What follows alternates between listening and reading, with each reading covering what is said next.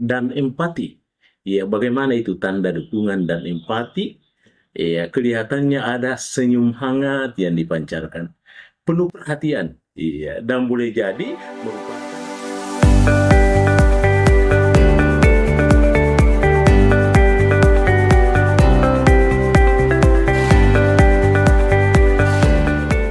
Assalamualaikum warahmatullahi wabarakatuh.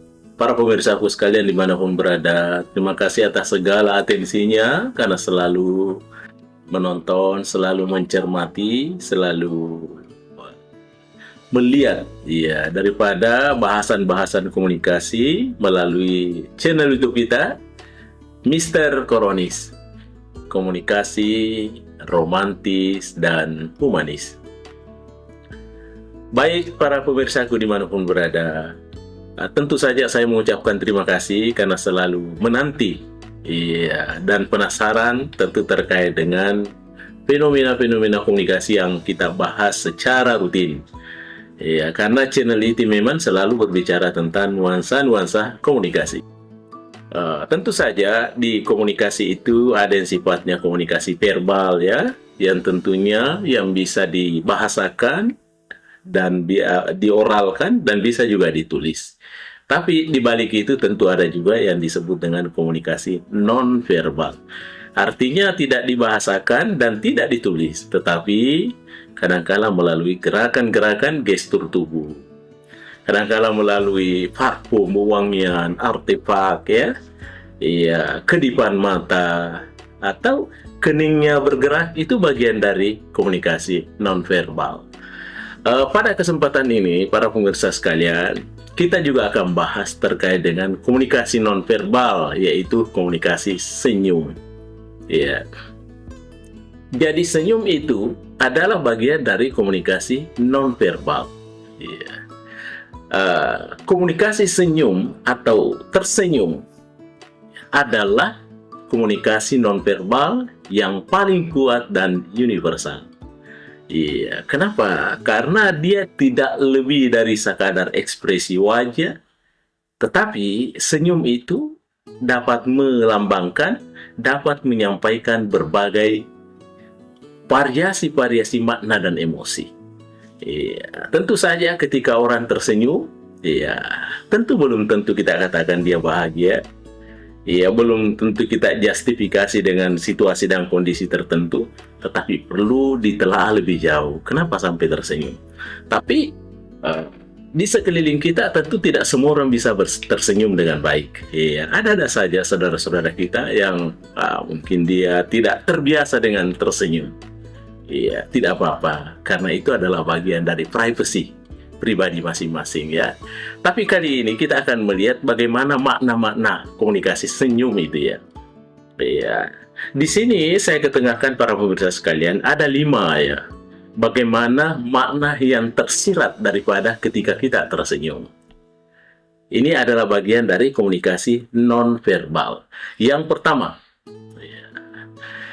ketika tersenyum, maka tentu kita maknai bahwa senyumnya itu adalah satu ekspresi yang positif. Ya. Satu ekspresi positif artinya dia merupakan satu simbol kebahagiaan, kegembiraan. Boleh jadi dia adalah simbol dari kesyukuran. Ya, inilah biasa yang disebut dengan senyum tulus. Ya. Bagaimana itu senyum tulus? Senyum tulus itu artinya adanya kolaborasi antara mata dan mulutnya. Iya, ketika mulutnya tersenyum, tetap juga ada pandangannya ikut mendukung daripada senyuman itu. Ya.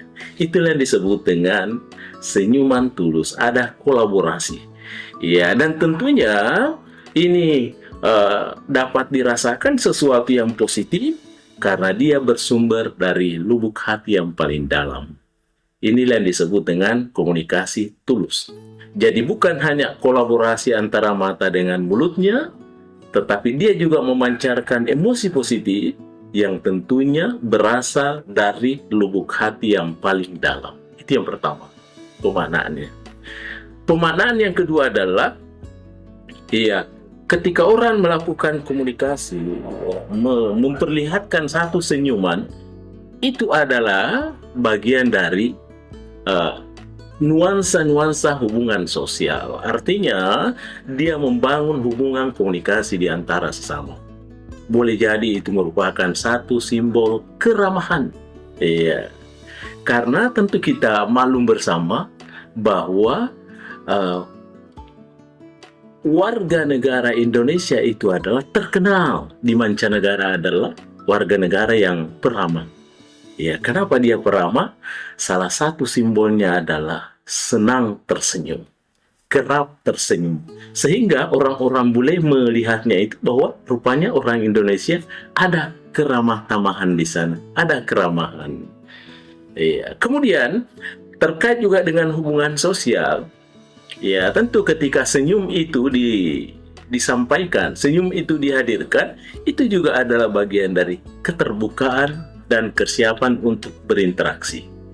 Ya, artinya ya, ketika orang tersenyum, maka tentunya kita tidak was-was untuk menanya dia. Kita tidak was-was untuk melakukan komunikasi kepadanya.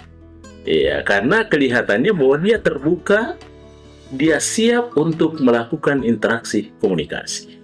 Itu yang kedua, terkait dengan hubungan sosial. Yang ketiga, para pemirsa sekalian, bagaimana pemaknaan komunikasi senyum? Ya. Yang ketiga itu adalah ketika orang tersenyum, berarti itu bagian dari tanda dukungan dan empati. Ya, bagaimana itu tanda dukungan dan empati? Ya, kelihatannya ada senyum hangat yang dipancarkan, penuh perhatian. Iya, dan boleh jadi merupakan bentuk dukungan itu. Iya, kadangkala orang tidak berkata-kata, tidak membuat satu diksi, tetapi dia tersenyum. Artinya dia mendukung, dia mensupport apa yang kita lakukan itu. Iya, itulah bagian dari dukungan dan empati. Itu yang ketiga. Kemudian para pemirsa sekalian, yang keempat, iya, bagaimana ketika hadir dia tersenyum? Yang keempat itu adalah boleh jadi dia menyembunyikan emosi. Iya, bagaimana itu menyembunyikan emosi? Iya. Ketika orang dalam kesedihan, iya, tentu tidak harus dia meratapi kesedihannya, tapi dia boleh membalut, membingkai dengan sebuah senyuman. Artinya, iya, janganlah terlalu larut dengan itu. Ya, saya biasa bahasakan bahwa ketika kita berada di suatu area yang tidak stabil, area yang menyedihkan, kalaupun itu area yang menyakitkan, maka jangan bermain di situ.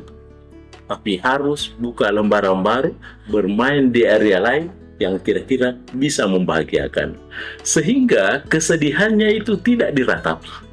Iya, inilah prosesi senyum yang agak sulit. Tapi ketika kita mampu bangun dengan baik, itu artinya kita mampu membangkitkan diri.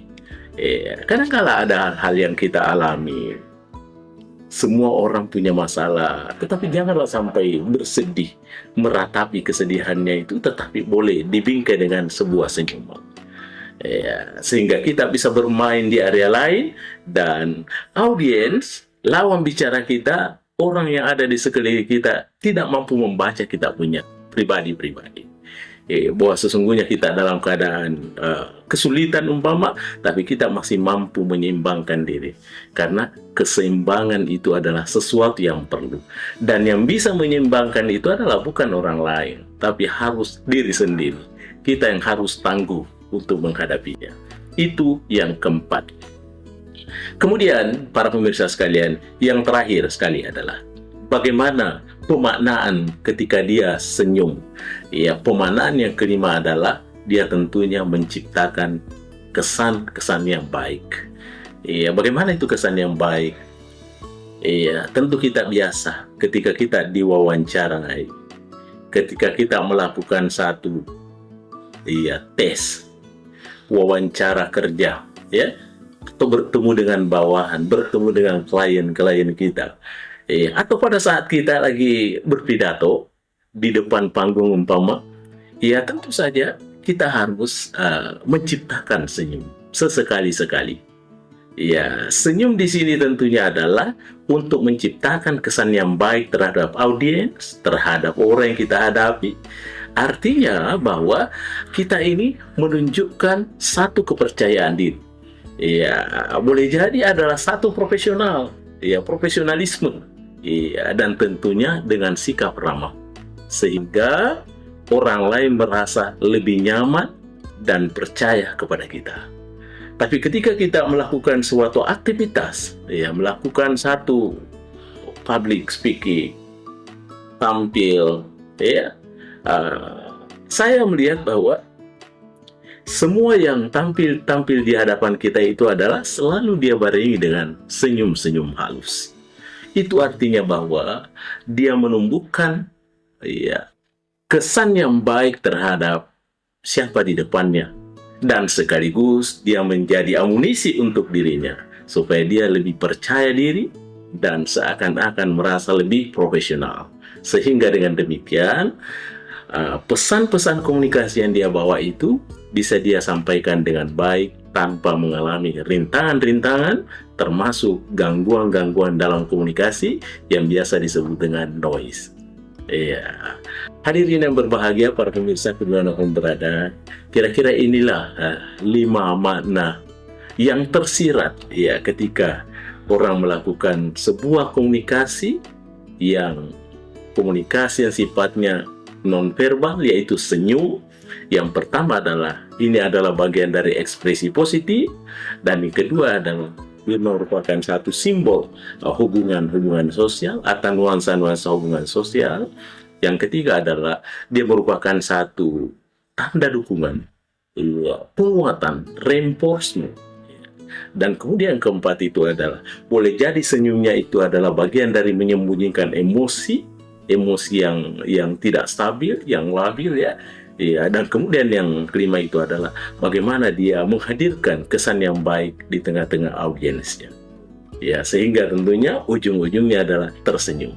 Dalam agama pun kita selalu dianjurkan tersenyumlah kepada sesama, karena tersenyum kepada sesama itu adalah bagian dari sedekah. Iya, jadi tidak selamanya duit dalam bentuk sedekah, tetapi senyum juga adalah bagian dari sedekah. Iya. Sehingga dengan demikian, orang yang ada di sekitar kita itu, dia merasa lebih nyaman, dia merasa aman, damai, dan juga percaya kepada kita sekalian. Baik para pemirsa sekalian dimanapun berada, terima kasih atas segala atensinya. Mr. Koronis mengundurkan diri. Assalamualaikum warahmatullahi wabarakatuh. Mr. Koronis. Halo guys.